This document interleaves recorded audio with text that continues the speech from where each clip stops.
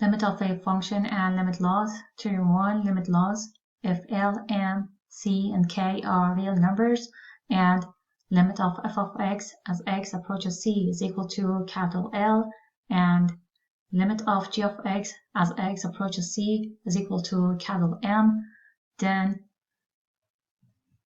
rule 1, sum rule. The limit of the sum of two functions is the sum of their limits. So that is equal to capital L plus capital M. Difference rule. The limits of the difference of two functions is the difference of their limits. So this is equal to capital L minus capital M. Constant multiple rule. The limit of a constant times a function is the constant times the limit of the function. So this is equal to k times capital L. Product rule. The limit of the product of two functions is the product of their limits. So this is equal to capital L times capital M. Quotient rule. The limit of a quotient of two functions is the quotient of their limits, provided the limit of the denominator is not 0. So in this case, we have denominator. We cannot have 0 in denominator. If having 0 in denominator, that will be undefined. Power rule. And this part, we have this function f of x and the power is n. So here again, x approaches c. So the answer for that part is equal to capital L, power is n, where n is positive integer. Root rule. Here again, our function is f of x, and our power is 1 over n. So our answer is capital L, and power is 1 over n when x approaches c. So if n is even, we assume that f of x is greater than or equal to 0 for x in an interval containing c. If f of x is negative, but n was an odd root, in that case, we can take odd roots of negative numbers. Theorem 2, limits of polynomials. Here we have this polynomial p of x. So finding a limit of p of x as x approaches c is equal to p of c. What we did on this part, we used c instead for x in this polynomial. Theorem 3, limits of rational functions. If p of x and qx are polynomials and qc is not equal to 0, then limit of p of x divided by q of x as x approaches c is equal to, so instead of x, we have to use c, p of c divided by qc. So qc is in denominator, that's why we're not able to have 0. So this is not equal to 0. Example 1, find the limits. So here x approaches negative 2. So instead of x, we have to use negative 2. So this is equal to negative 2 cubed minus 2 times negative 2 squared plus 4 times negative 2 plus 8. So this is equal to negative 2 cubed is negative 8. Negative 2 times negative 2 squared is positive 4. So here we have negative 8. 4 times negative 2 is negative 8 plus 8. So the answer is equal to negative 16. On this part, y approaches 2. So instead of y, we have to use 2. This is equal to, in numerator we have y plus 2, so this is 2 plus 2. Denominator we have 2 squared plus 5 times 2 plus 6. So on top we have 4. Denominator 2 squared is 4 plus 10 plus 6. And this is equal to 4 divided by 20. So the final answer is 1/5. Now here y approaches -3. So this is equal to 5 minus -3.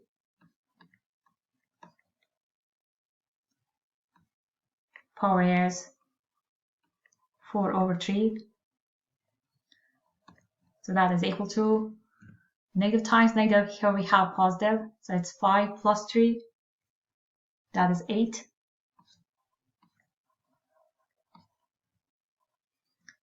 Here we have 1/3.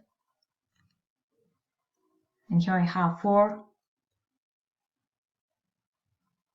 So this has power is 4/3, but I'm using 1/3 first.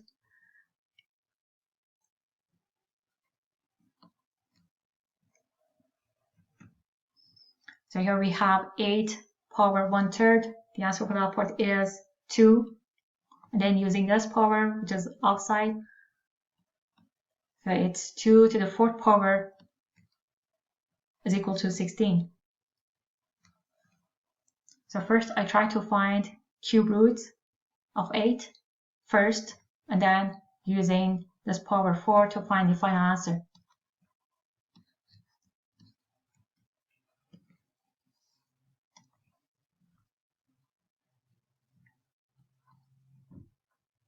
Now here h approaches 0. So we have 3 divided by square root of 3 times 0 plus 1.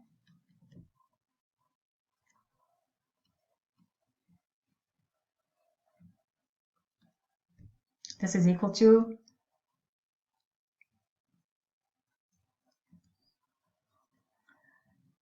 3 divided by square root of, we have 3 times 0 is 0 plus 1, so it's positive 1 here. And we have plus 1, so that is equal to 3 divided by square root of 1 is 1 plus 1, so the answer is 3/2.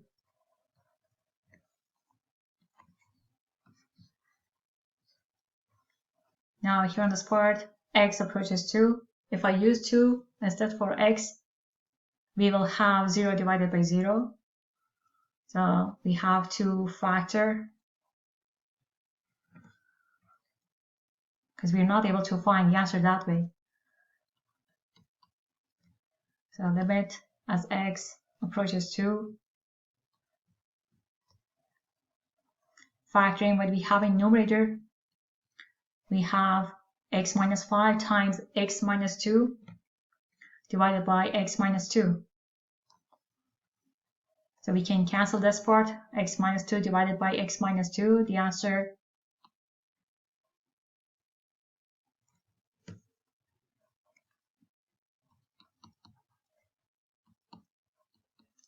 will be based on what's left here. Limit as x approaches 2. So using 2 instead for x.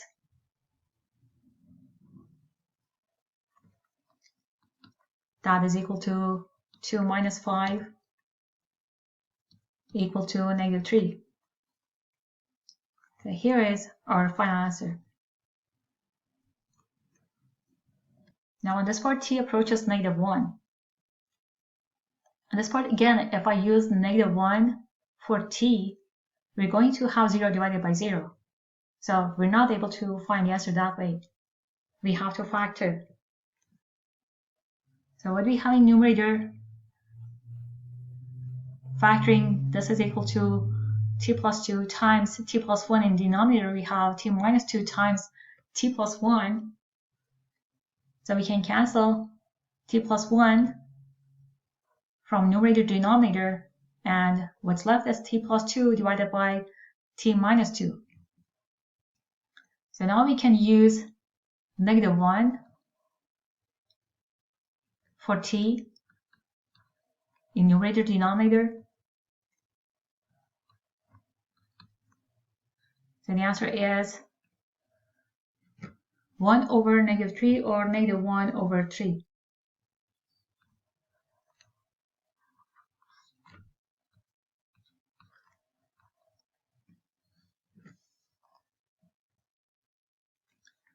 This part y approaches 0. Here again, we will have 0 divided by 0, so we have to factor.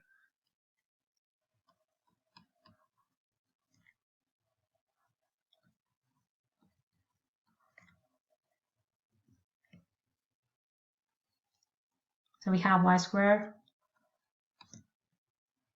5y plus 8,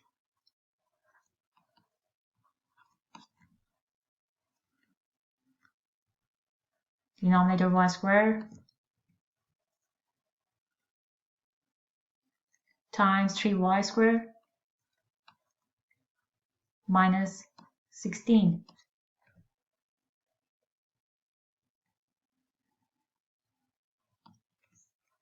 That is equal to limit of 5y plus 8 divided by 3y squared minus 16 as y approaches 0. So instead of y, we have 0.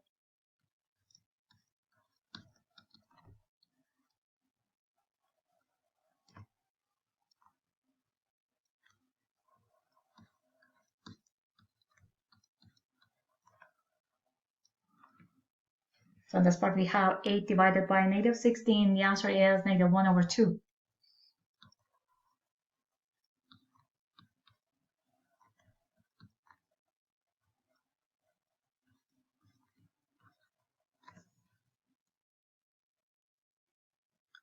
X approaches -1. If I use -1 for x, we will have 0 divided by 0.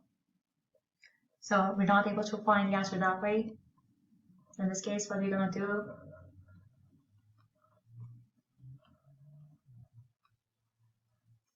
we have to rewrite this part and multiply both numerator and denominator by square root of x squared plus 8 plus 3. So here we have these two terms. The difference between these two, what we have on top numerator, what was given was square root of x squared plus 8, then minus 3 for second term, is that when we're trying to multiply to be able to simplify, instead of having negative,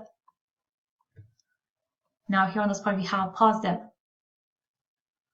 If we had positive, if what was given was positive, we have to multiply by -3. So here we should have -3. But in this case, we have square root minus 3, so multiply by square root plus 3, with numerator denominator. So multiplying what we have in numerator, that is equal to x squared plus 8 minus 9 divided by multiply what we have in denominator. So this is equal to limit as x approaches -1. Here x squared plus 8 minus 9 is equal to x squared minus 1.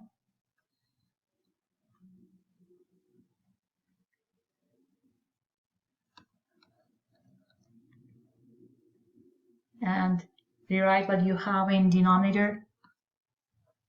So what we have here in numerator is x squared minus 1. I factored that part, and that is equal to x minus 1 times x plus 1 divided by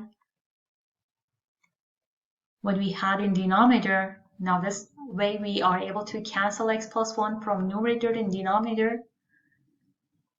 So what we're going to have is limit of x minus 1 divided by square root of x squared plus 8 plus 3 as x approaches -1. So this is equal to, instead of x, we use -1.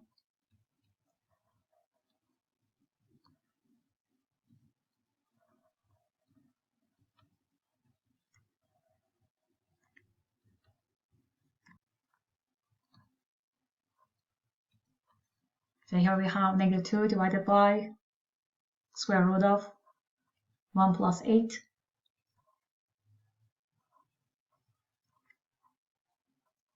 plus 3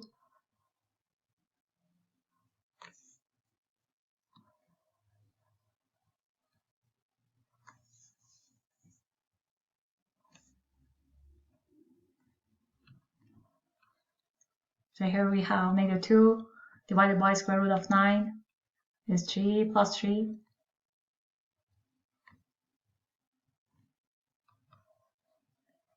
-2 divided by 6. So the answer is -1/3.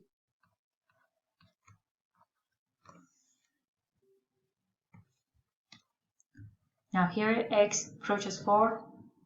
If I use 4 instead for x, again we will have 0 divided by 0. So we will find the answer for this part using the same method that we used in the example on top. So limit as x approaches 4. Rewriting this part because here we have square root in the same method.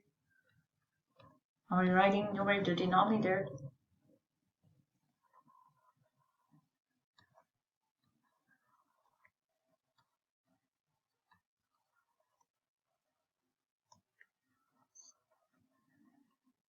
So multiply by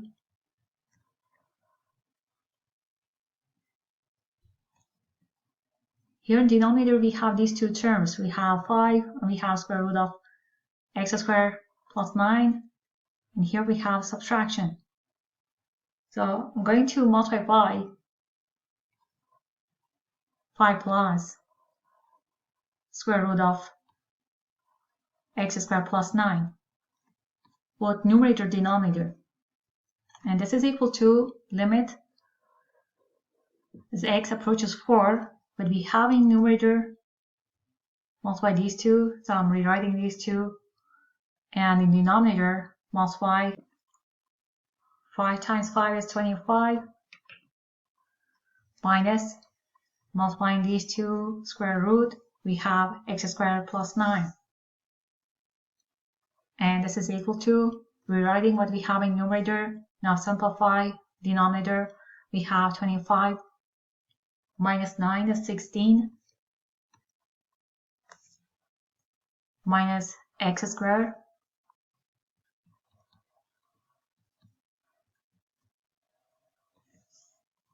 and that is equal to, again rewriting what we have in numerator and factor denominator. So here we have 4 minus x times 4 plus x.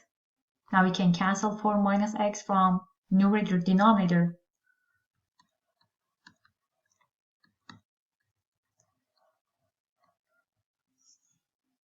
So what we have is 5 plus square root of x squared plus 9 divided by 4 plus x.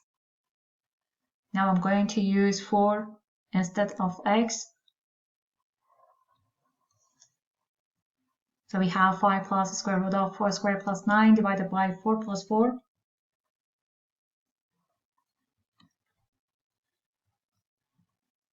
And that is 5 plus square root of 16 plus 9 divided by 8. So it's 5 plus square root of 25 divided by 8. And that is 5 plus 5 divided by 8 is equal to 10 over 8. So the final answer is 5 divided by 4.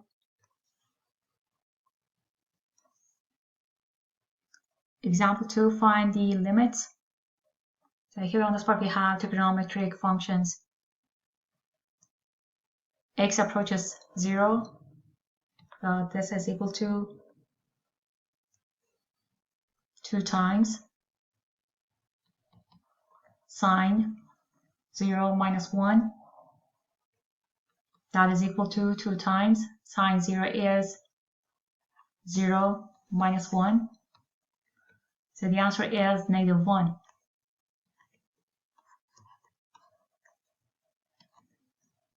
Next one. Here x approaches 0. So this is equal to 1 plus 0 plus sine 0 divided by 3 times cosine 0. So this is equal to 1 plus 0 plus sine 0 is 0. 3 times cosine 0 is 1. So the answer is 1/3.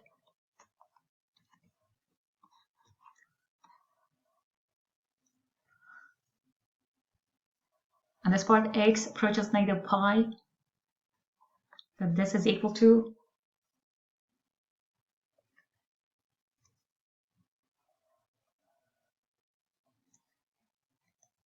I can use -pi instead for x right here. Okay, or I can write this one first. Limit as x approaches -pi of this square root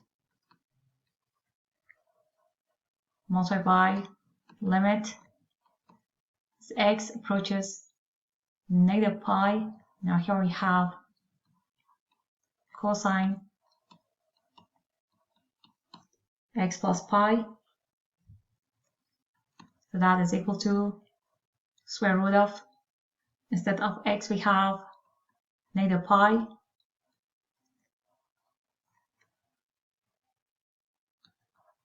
So it's square root of -pi plus 4 times cosine -pi plus pi.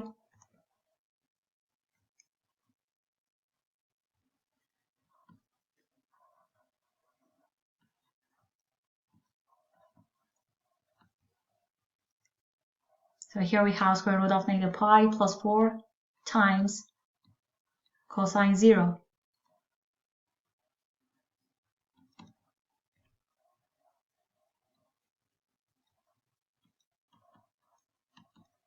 So square root of -pi plus 4 times 1. So that is equal to square root of -pi plus 4 or positive 4 minus pi.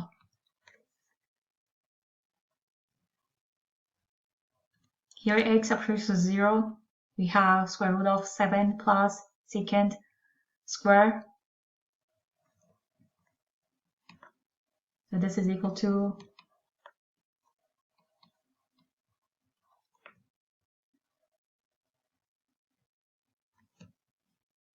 square root of limit when x approaches 0.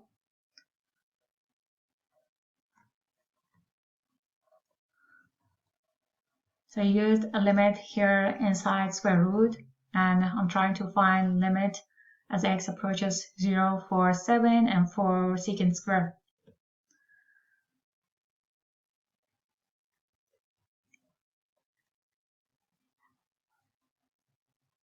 So limit of 7 when x approaches 0, that is 7, plus limit of secant square as x approaches 0,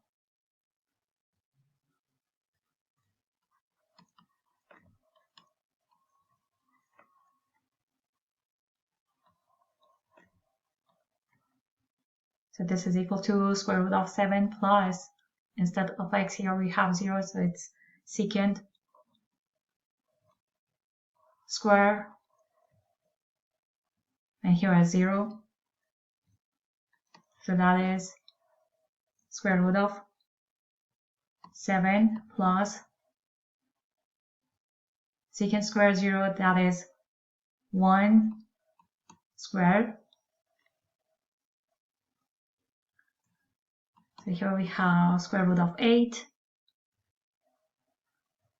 and that is equal to 2 times square root of 2.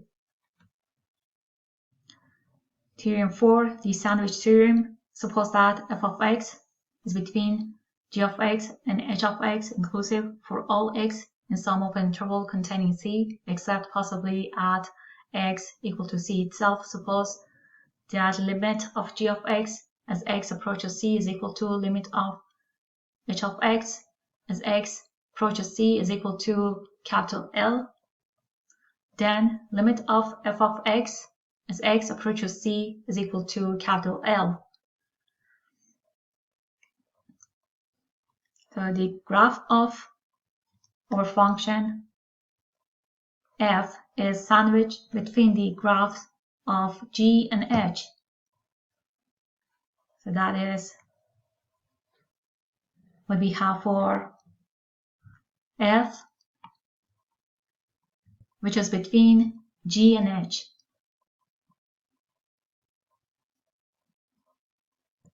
Example 3, f of x is between square root of 5 minus 2 times x squared and square root of 5 minus x squared. For x between -1, +1, find limit of f of x as x approaches 0. So we have to find limit of square root of 5 minus 2 x squared, and also same thing, find limit of square root of 5 minus x squared. So using 0, instead for x, we have square root of 5 minus 2 times 0 squared, and that is equal to square root of 5.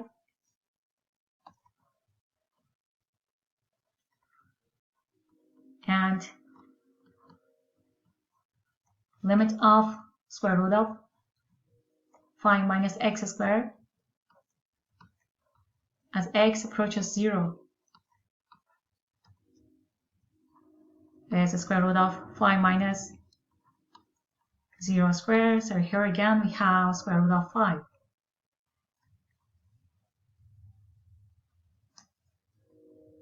So this means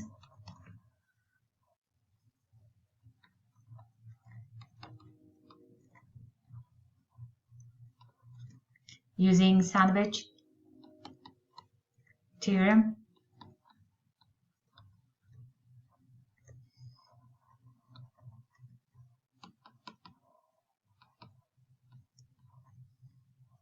limit of f of x as x approaches 0 is equal to square root of 5.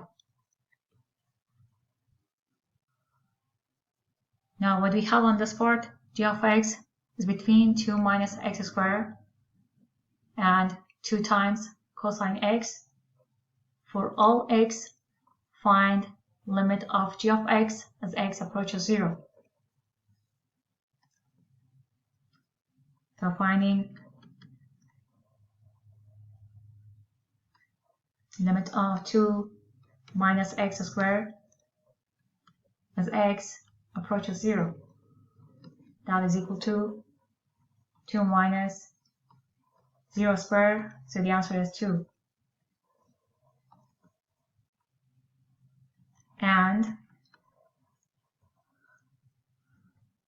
limit of 2 times cosine x as x approaches 0 is equal to 2 times cosine 0. So it's 2 times cosine 0 is 1, and that is equal to 2.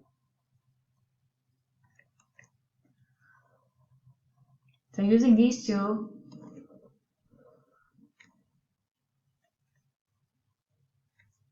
by the sandwich theorem, limit of g of x as x approaches 0 is equal to 2.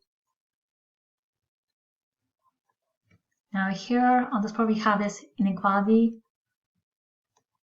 x times sine x divided by 2 minus 2 times cosine x is between 1 minus x squared divided by 6 and 1.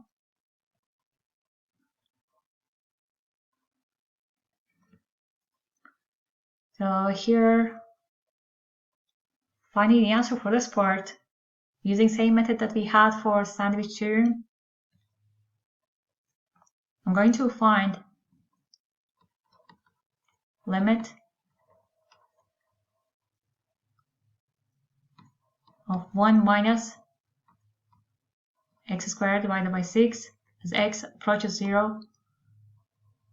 So that is 1 minus 0 squared divided by 6. So this is equal to 1.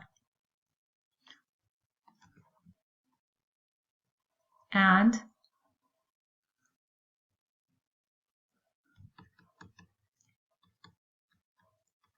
limit of 1 as x approaches 0 is equal to 1.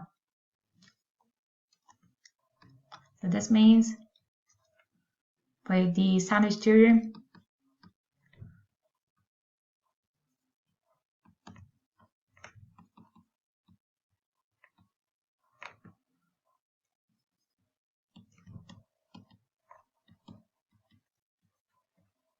limit of x times sine x divided by 2 minus 2 times cosine x as x approaches 0 is equal to 1.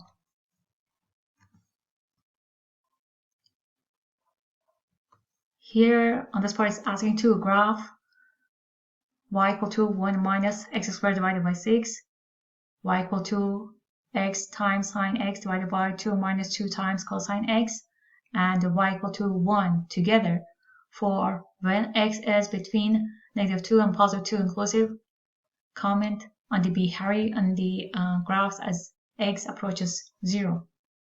So for when x is not equal to 0, y equal to x times sine x divided by 2 minus 2 times cosine x, that lies between the other two graphs in the figure. The graphs converge as x approaches to 0.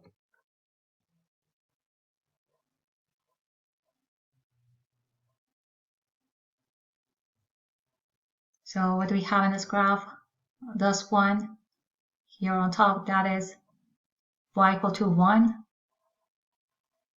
Here, this is for y equal to 1 minus x squared divided by 6. And what we have between these two is y equal to x times sine x divided by 2 minus 2 times cosine x.